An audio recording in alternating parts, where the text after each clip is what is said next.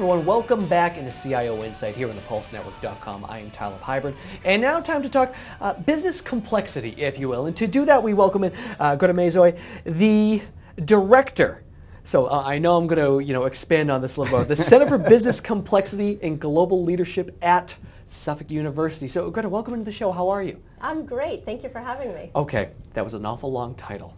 Explain that. Go in depth. What exactly do you do? Tell me a little bit more about that. So we look at bringing complex systems to a business school and to business leaders because we're finding that first, we're in a new era of complexity. We've never found ourselves in such complex environments, and everything is interconnected. And we need to find a new framework of understanding how we do business, how systems interact, and that we can't look to the past, but have to look to the future and what it means to be a leader in going forward.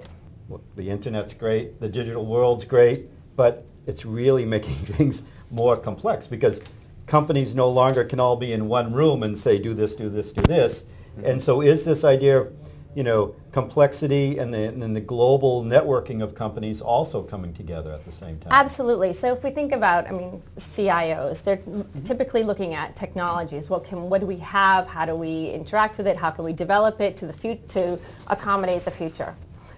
Those in of themselves are interconnected with other systems, say, from one, in-house to externally to the web and so on.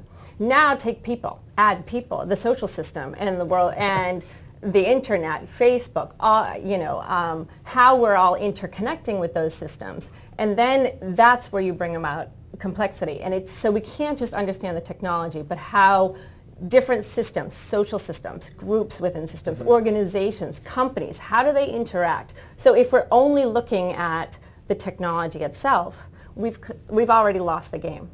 So, and then we want to see how we're advancing with the technology, but can't just look at the technology today and what might be available in 4 years, but look at how can we build technology that interacts with people, both of which are evolving exponentially into a future that we cannot determine. And we can't say now, 5 years, we know it's going to happen.